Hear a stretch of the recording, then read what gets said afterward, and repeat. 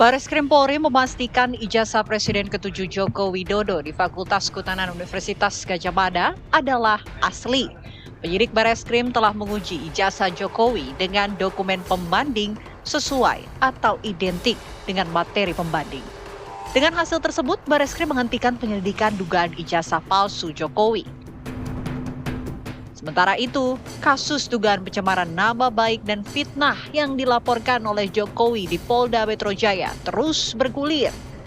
Polda Metro Jaya yang kini memproses laporan Jokowi mengaku akan menjadikan hasil lapor ijazah Jokowi sebagai bahan analisis penyidikan atas laporan Jokowi akhir April lalu. Sementara, gelar perkara kasus pencemaran nama baik baru akan dilakukan bila ditemukan ada unsur pidana. Hingga kini, kasus pencemaran nama baik yang dilaporkan Jokowi di Polda Metro Jaya belum ada penetapan tersangka. Polisi sendiri pun dalam penyelidikan laporan Jokowi sudah memanggil Roy Suryo, Dr. Tifa, dan Rizkon Syanipat. Selain itu, polisi telah memeriksa kader PSI Dian Sandi Utama. Lantas akan kemana kasus tudingan ijazah palsu Jokowi akan bergulir bila polisi menggunakan hasil lapor Polri yang sudah diputuskan ijazah Jokowi asli? Akankah Roy Suryo CS yang kerap mempertanyakan keaslian ijazah Jokowi akan terjerat pidana? Tim TV One mengabarkan.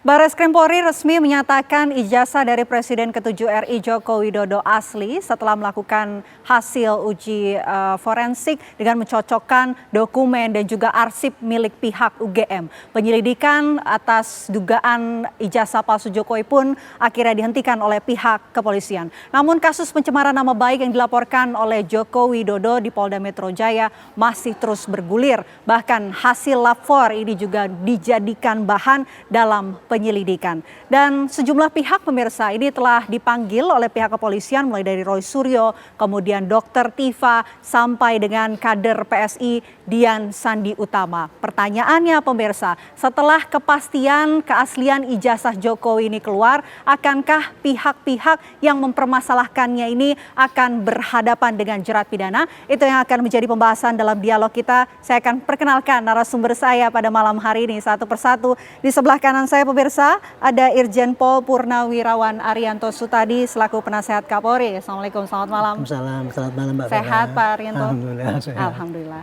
Di sebelah Pak Arianto ini juga sudah hadir ada Bang Aristo Pangaribuan, pakar hukum pidana. Selamat malam Bang Aristo. Selamat malam Mbak Vena. Sehat? Sehat. Alhamdulillah. Oke, kalau begitu saya mau ke Pak Arianto terlebih dahulu. Pak Arianto, ini kan Bareskrim Polri akhirnya menghentikan penyelidikan atas dugaan ijazah palsu dari Pak Jokowi ya. Nah, banyak yang bertanya-tanya juga, apa sih sebetulnya dasar atau dari sisi teknis begitu sehingga pihak penyidik menghentikan penyelidikan dari dugaan ijazah palsu ini?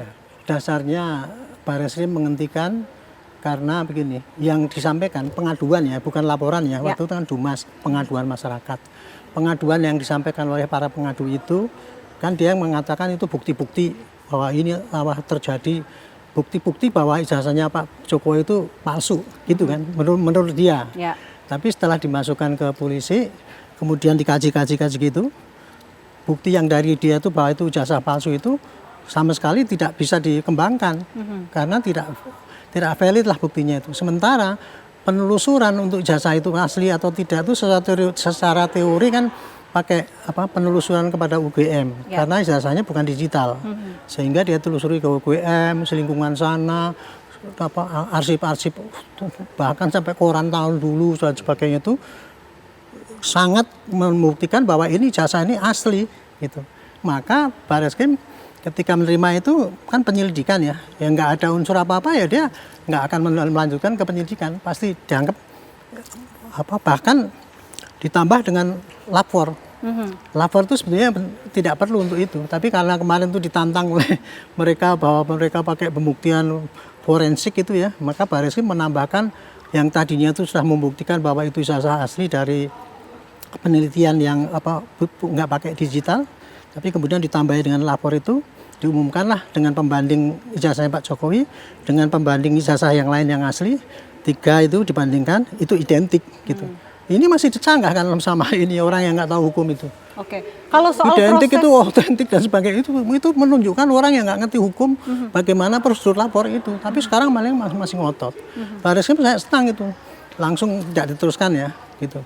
Cuman yang saya sayangkan waktu itu tidak digelar gitu sehingga dituduh bahwa itu apa yang saya ceritakan tadi itu nggak bisa diketahui oleh pelapor maupun yang terlapor itulah sehingga mereka gencar memprovokasi bahwa itu berat sebelah. Kalau dari proses uji forensik sebetulnya apa aja sih yang dilakukan? Apakah dilakukan pencocokan dokumen dengan arsip yang dibawa oleh pihak UGM? Lapor itu Mbak ya untuk membuktikan apabila dokumen itu didapat ini diduga palsu dan apakah ini asli apa tidak harus dibandingkan dengan yang asli dong gitu. Tapi itu kan enggak. Kemarin itu kan yang menduga itu bahwa ini palsu-palsu. Mereka enggak menunjukkan mana yang dibilang palsu itu enggak ada. Cuman suruh kalau enggak palsu tunjukkan dong. Itu kan konyol itu. Cara pemikiran sesat itu. Tapi mereka memaksakan gitu. Jadi kayak gitu ya. Saya kira polisi sudah bagus kawan. Begitu ini tanyakan itu palsu, asli pasti yang di sini laporan yang bahwa ini fitnah jalan terus. Oke, kalau begitu saya mau ke Bang Aristo. Bang Aristo, apakah putusan Bareskrim untuk menghentikan penyelidikan ini bisa dikatakan secara hukum final dan mengikat atau sebetulnya ada upaya hukum lain? Kalau final dan mengikat, ya enggak karena pengadilan. Ya. Final dan mengikat itu sampai Mahkamah Agung. Tapi putusan itu apakah menjadi bukti sentral nanti, karena temanya ini apakah Roy Suryo CS bisa terjerat pidana, apakah itu bisa menjadi bukti sentral untuk menjerat ya Roy Suryo itu pidana, ya itu bukti sentral. Kenapa? Karena itu otoritas. Satu. Yang kedua, tadi Pak Arianto sudah mengatakan, UGM juga sudah mengatakan, oh itu betul kok ijazahnya, itu 2 otoritas. Nah kita kembali ke pertanyaan topik hari ini, bisa tidak terjerat pidana ya, bisa atau tidak dipidana. Nah jawabannya itu sangat bisa. Kenapa? Kita sudah pernah diskusi ya, bahwa saya mengatakan legal truth tadi ya. Legal truth, formal truth itu sudah mengarah ke sana karena untuk menetapkan seseorang sebagai tersangka itu cuma perlu angka tadi, 2 alat bukti, kuantumnya 2. Nah di sini tadi sudah ada keputusan dari Bareskrim, lapornya, nah itu 1 tuh. Kemudian ada juga perbandingan-perbandingan, dokumen-dokumen yang dibandingkan dengan ijazah-ijazah lainnya ya pada tahun itu. Itu juga udah 2. Belum lagi soal, oh Jokowi pernah KKN, Pak Jokowi pernah KKN. Juga pengumuman koran dulu kan ada banyak waktu itu Bareskrim menampilkan. Jadi itu sudah banyak. Nah persoalannya tadi, oh kenapa sih ini nggak selesai-selesai? Nah pelapor ini mencoba memberikan distance atau memberikan jarak legal truth terhadap real truth, kebenaran yang asli. Dia mengatakan, oh apa yang dikatakan UGM, apa yang dikatakan Bareskrim itu kan kebenaran formal ya, kebenaran yang mungkin saja dimanipulasi oleh kekuasaan negara. Kan itu argumentasi utamanya dari Roy Suryo CS ini. Apakah memberikan distance itu diperbolehkan secara hukum? Boleh saja, artinya tapi kan ini sekarang dia lagi menghadapi pencemaran nama baik. Ya, artinya dibolehkan saja, tapi dia harus facing the consequences. Ya, konsekuensinya dia dilaporkan oleh Pak Jokowi yang mempunyai hak untuk melaporkan karena Pak Jokowi merasa, loh ijazah saya asli. Nah, memberikan distance itu diperbolehkan dan bahkan di KUHP kan diberikan kesempatan oleh si terlapor ini untuk mengajukan bukti-bukti atau memberikan ahli sebaliknya.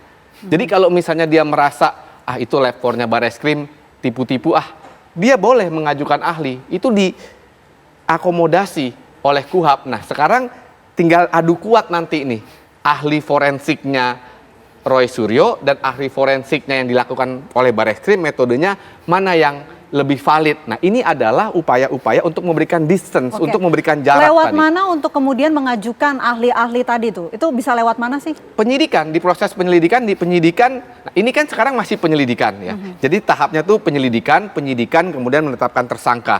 Itu diberikan akomodasi di setiap stage ini, di setiap step ini. Jadi kalau misalnya Pak Roy Suryo CS itu merasa, ini dimonopoli aja nih, Bareskrim disetel, UGM disetel. Nah, itu kan artinya dia mau memberikan jarak kan. Saya punya kebenaran yang asli. Nah dia boleh memberikan saksi, memberikan ahli, memberikan dokumen. Nah tinggal kita lihat nanti validitasnya itu bagaimana. Nah, makanya memang ada juga menariknya usul tadi bicara dengan Pak Arianto, gelar perkara secara terbuka. Itu usul yang menarik juga. Oke. Karena persoalan ini kan sudah berlarut-larut ya, sehingga orang bisa melihat ya. Karena kan tuduhan tadi, memberikan distance tadi kan orang tidak percaya. Mereka ini kan tidak percaya kan. Oke, kalau dari pihak penyidiknya ini wajib nggak sih untuk menampung ketika ada pihak yang ingin mengajukan ahli dari pihak luar begitu? Hukumnya seperti apa? Wajib, Nggak? wajib. Itu diatur di dalam KUHP, lihat pasal 65 KUHP itu. Jadi itu konsepnya begini, ketika orang itu dituduh melakukan suatu kejahatan, itu adalah momen kritis dalam hidupnya. Karena kalau dia dituduh melakukan kejahatan, maka dia bisa ditangkap, disita, rumahnya digeledah, dan lain-lain. Artinya kemerdekaannya bisa diambil. Oleh karena itu, KUHP itu sebenarnya dalam sisi ini sudah mengakomodasi. Ya. Dan penyidik itu wajib memeriksa. Kalau ada permintaan itu wajib memeriksa, baik di saat penyidikan, artinya di saat pemeriksaan polisi ini, dan ketika nanti di saat pengadilan harus diperiksa. Jadi orang itu diberikan kesempatan untuk membela dirinya. Nah sekarang kan persoalannya signifikan nggak nanti? Soalnya kan angin ini sudah mengarah ke Pak Jokowi, artinya angin kemenangan lah dalam tanda petik ya. Sedangkan sesuai topik hari ini yang agak terancam ini kan Roy Suryo CS. Kenapa? Tadi saya katakan ada bukti-bukti krusial yang sudah dikeluarkan. Apa itu bukti krusial? Hasil lab 4, kemudian otoritas UGM sudah mengatakan asli. Ya, kemudian ketika konferensi pers ada banyak bukti, yaitu misalnya klip koran zaman dulu bahwa diterima, kemudian foto-foto KKN dan lain-lain. Nah ini kan bukti ini sudah memenuhi syarat legal truth tadi. Apa tuh syarat legal truth sistem pembuktian itu? Untuk menetapkan tersangka cuma 2 alat bukti loh. Nanti untuk memidanakan orang 2 alat bukti ditambah subjektivitas hakim yang disebut dengan keyakinan hakim.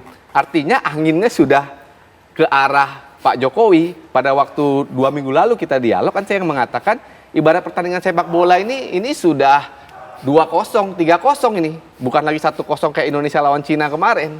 Jadi sudah agak dalam tanda petik telak lah. Oke. Gitu Mbak Vena.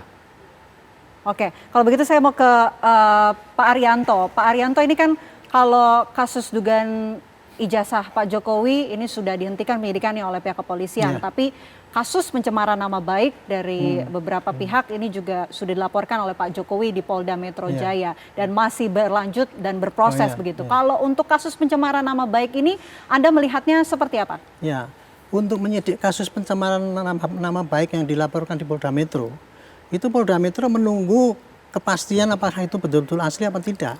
Dan itu dari Bareskrim? Ya dari Bareskrim ternyata kan begitu ya. Oke.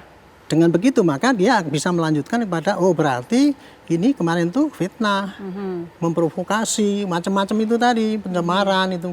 Jadi nanti pembuktian yang dilakukan di Bareskrim lagi tadi akan diulangi lagi oleh penyidik Polda Metro. Diulangi itu. Oke. Diulangi, bahkan menurut saya mau ditambah lagi. Saya nyarankan ya, kemarin katanya contoh yang 3 itu kan di itu kan yang kong kali kong tuh. Saya suruh 100 dibandingkan lagi, nggak susah kok. Bikin perbandingan 100 dengan ini dilapor tuh nggak sampai 1 jam selesai itu urusan kelihatan kok itu. Jadi gitu jadi ya saya ulangi ya, penyidikan mengenai keaslian apakah tidak Pak Jokowi itu nanti diulangi oleh Polda Metro. Oke. Dia yakin gitu, bahkan mungkin buktinya bukan hanya 2 itu tadi Pak. Mungkin nanti ribuan. Saya suruh masukkan semua record digital itu. Jadi kalau perlu kayak berkas korupsi sampai 1 meter tingginya. Pak Arianto, boleh nggak sih pembuktian atau pengujiannya itu digelar secara terbuka juga? Karena kan publik juga ingin tahu. Tidak ada ketentuannya dalam itu. Tetapi itu bisa dilaksanakan karena apa? Prinsipnya kan kita kan fair. Tidak ada yang disembunyikan gitu. Dan itu gelar terbuka aja tentunya tidak terbuka untuk umum gitu, nanti rame kan. Tapi terbuka itu artinya apa? Pihak yang terlapor, yang dilapor, saksi ahli, kemudian advokatnya, pemerhati luar, terus CCTV boleh aja kalau mau gelar gitu. Perkara khusus, gelar perkara khusus gitu. Itu supaya fair bahwa ini buktinya gitu. Supaya yang orang keluar kemarin tuh buktinya akan digelar di situ. Nah, nanti kan kalau udah digelar gitu pasti ya Mbak ya. Maka Polda Metro melengkapi yang laporannya itu tadi pencemaran. Kalau pencemaran itu gampang nggak dilihat apakah ada orang yang tersinggung, martabatnya turun ada. Kemudian apa provokasi apa ada nggak orang yang kemudian terprovokasi untuk itu? Ternyata memang ada. Oke. Fitnah ada apa enggak? Ternyata ini. Jadi banyak bukti-bukti itu buktinya mudah itu karena dari rekaman digital itu udah dikasihkan Pak Hakim udah baca otomatis gitu. Ceritanya gitu. Jadi simpel kasus ini nggak repot gitu. Oke, bukan hanya soal ijazah saja Pak Arianto dan juga Bang Aristo yang dipermasalahkan, tapi sekarang yang juga dipermasalahkan ini adalah soal skripsi dari Pak Jokowi. Nanti kita akan bahas usai jeda. Apa kabar Indonesia Malam akan kembali untuk Anda sesaat lagi. Tetaplah bersama kami.